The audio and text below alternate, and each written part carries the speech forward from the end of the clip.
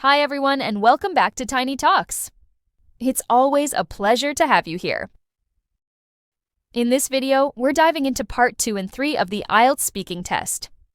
If you missed the previous episode covering part 1, be sure to check it out to get familiar with how the test begins.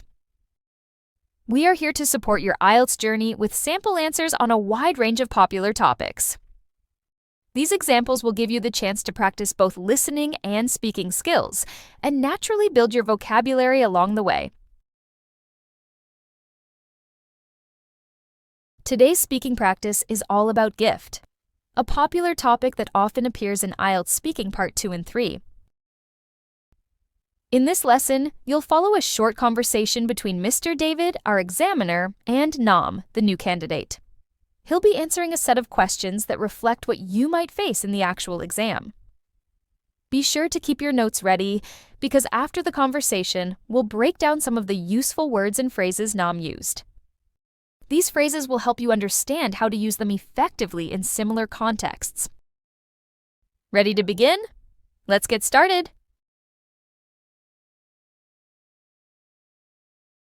All right, Nam. Now we're moving on to part 2. In this section, I'll give you a cue card with the topic. You'll have 1 minute to prepare and 2 minutes to speak about it. You may take notes if you wish. Here's your card. Your time starts now.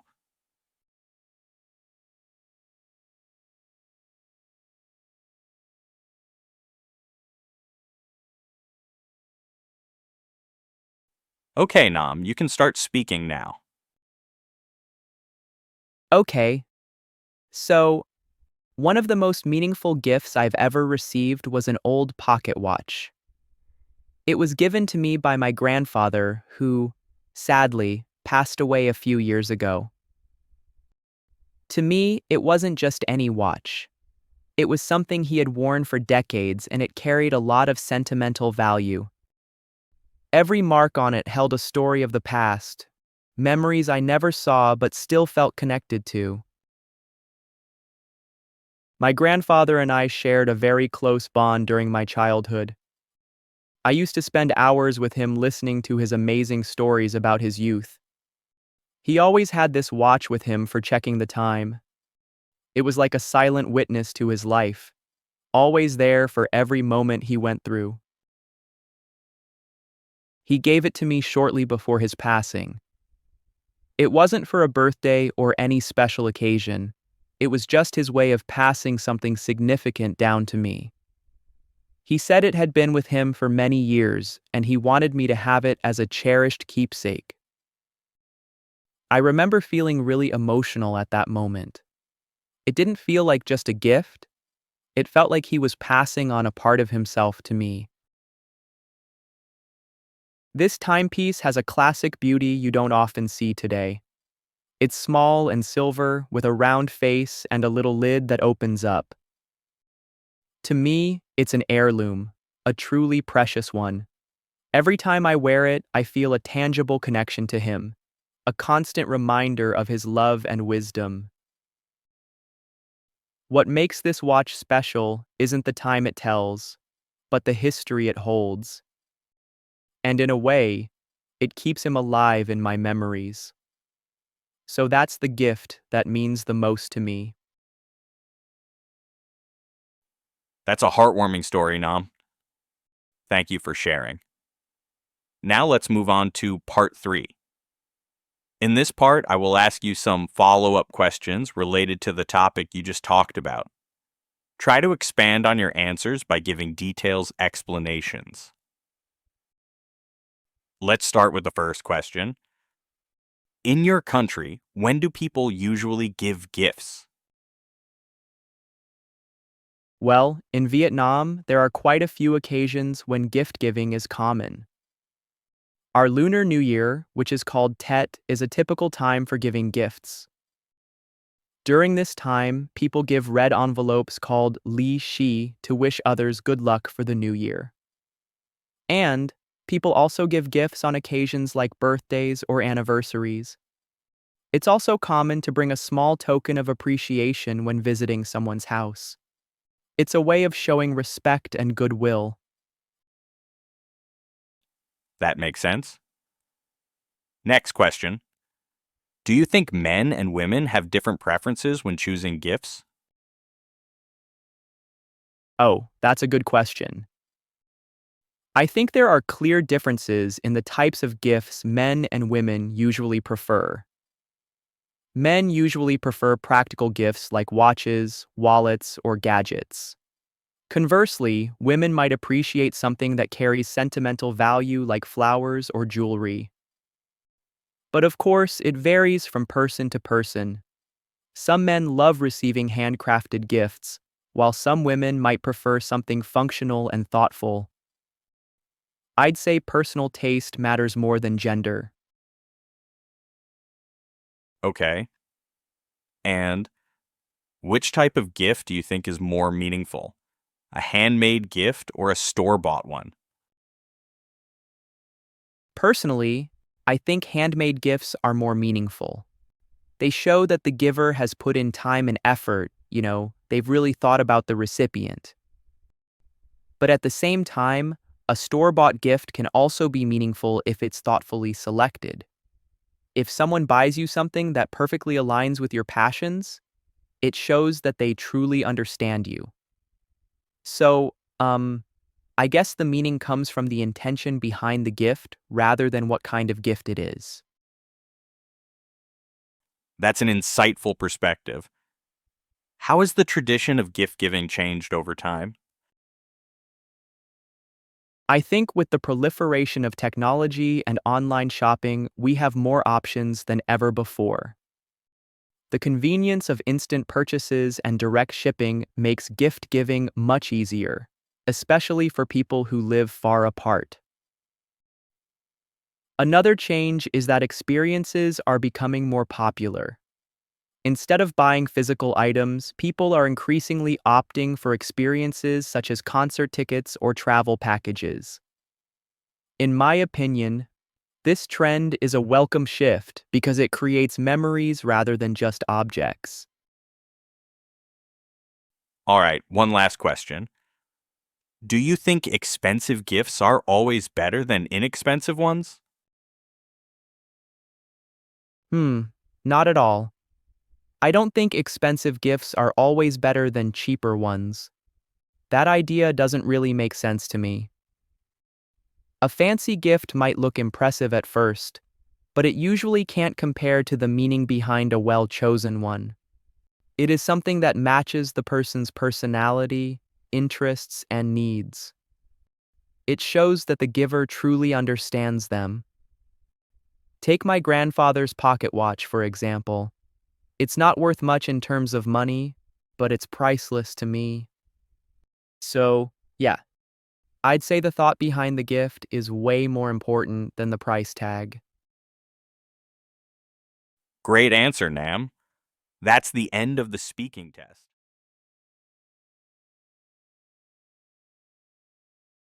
That's a wrap on our speaking practice for today. Were you able to follow all of Nam's answers? If you missed anything, don't worry.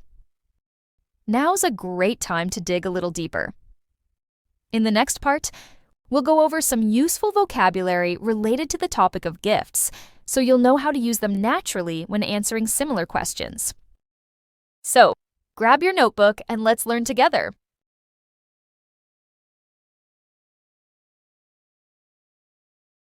Pocket watch. A pocket watch is a small clock that people used to carry around in their pockets. It usually has a chain and gives off that vintage feel. For example, the antique dealer shows me a beautiful pocket watch from the early 20th century.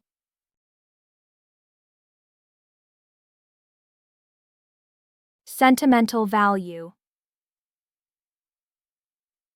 This phrase refers to emotional value, something that's meaningful to you not because it's expensive, but because of the memories or feelings attached to it. For example, I keep this old movie ticket because it has sentimental value from my first date.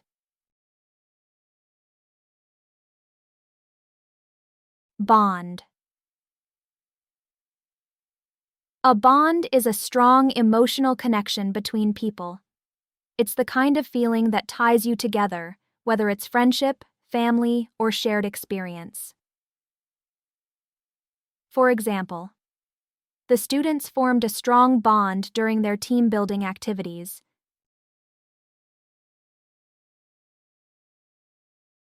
Witness. In this case, a witness doesn't have to be a person. It can be something, like an object, that quietly observes events happening. For example, this old notebook is a silent witness to years of brainstorming and planning.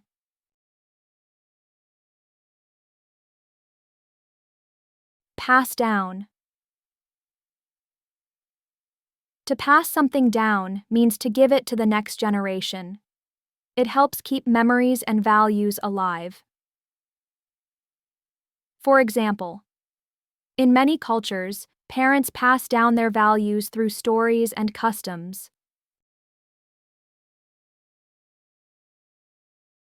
Cherished. This adjective describes something that is deeply loved or highly valued, something you hold close to your heart because it brings comfort, joy, or special memories. For example, her dog is her most cherished companion after a long day at work. Keepsake. A keepsake is a small item you hold onto to remember a person or a moment. It's often sentimental, even if it's not worth much money. For example, I bought a small souvenir as a keepsake from my vacation in Paris.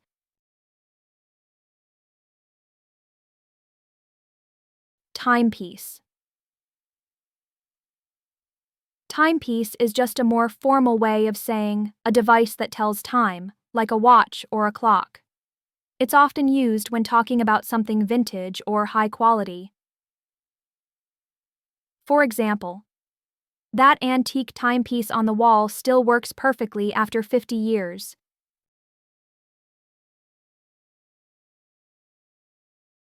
Heirloom.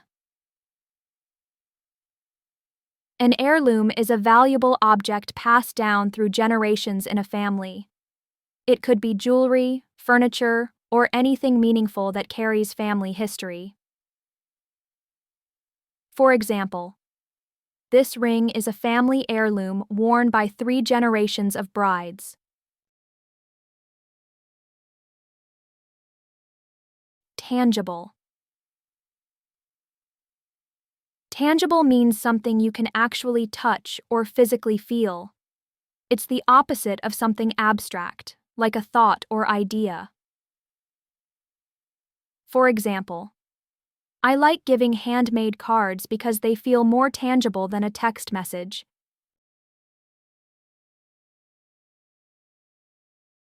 Gift giving. This noun phrase refers to the act of giving presents to others. It's a way people show care, love, or appreciation. For example, in my family, gift giving is a big part of celebrating birthdays and special milestones.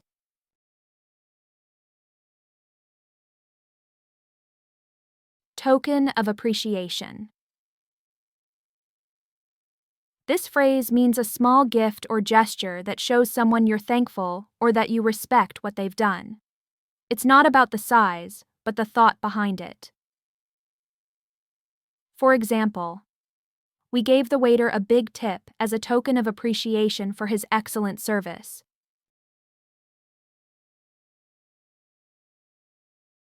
Goodwill.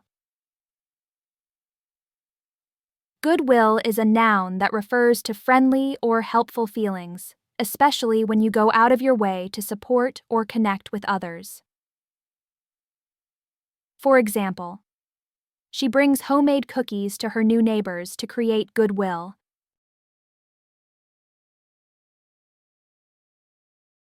Gadget.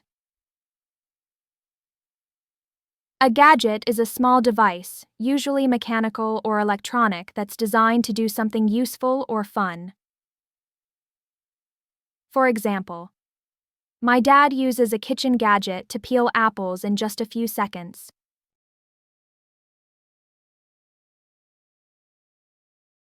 Handcrafted gift. This phrase refers to a gift that's made skillfully by hand, often with a lot of care and personal touch. For example, she gives her friend a handcrafted gift box full of handmade soaps.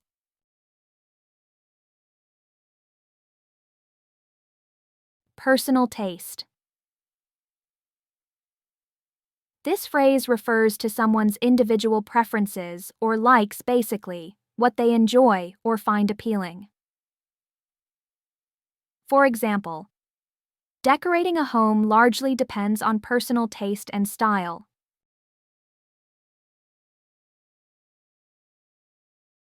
Recipient. A recipient is the person who receives something, like a gift, a message, or even a delivery. For example, the food delivery driver checks the recipient's name before handing over the order.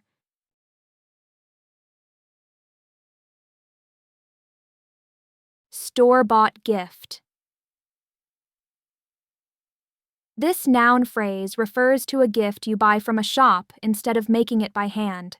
It's quick and convenient, especially when you're in a rush. For example, she forgets her friend's birthday and picks up a store-bought gift on the way.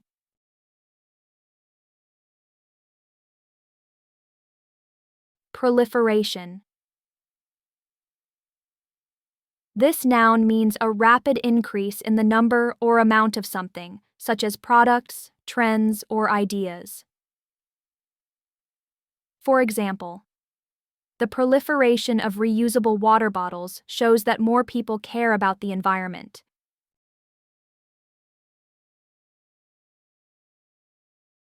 Opt for. This phrasal verb means to choose one thing instead of another, usually because it suits your needs or preferences better. For example, many students now opt for online courses over traditional ones.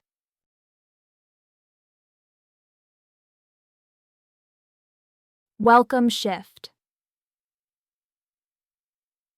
A welcome shift is a positive change that people are happy about. It could be a change in habits, trends, or attitudes. For example, the growing habit of bringing your own cup to coffee shops is a welcome shift.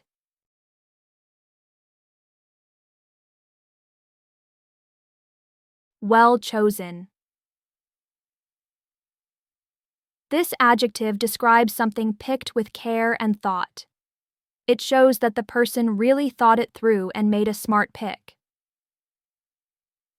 For example, a well-chosen outfit can make a great first impression in an interview.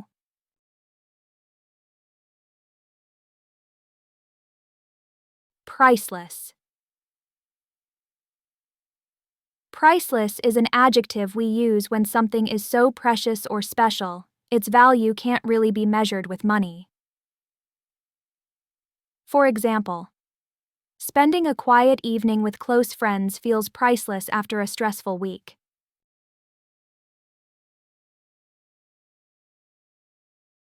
Price tag. This noun refers to the little label that shows the price of an item. We also use it when talking about the value or cost of things in general.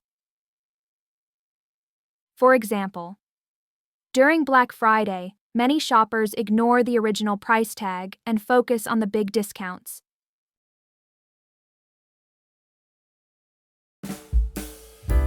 That's the end of all the new vocabulary for today. We really appreciate you watching until the end of this video. We hope this video helps you prepare well for the IELTS Speaking Part 2 and Part 3. Don't forget to download the PDF in the description for the full script and vocabulary from our episode today. We'd love to hear your feedback, so leave a comment below to help us improve. And make sure to hit that subscribe button and turn on the notification bell so you'll never miss our latest videos. Keep up the great work with your studies, and we'll see you again very soon in the next video. Happy learning!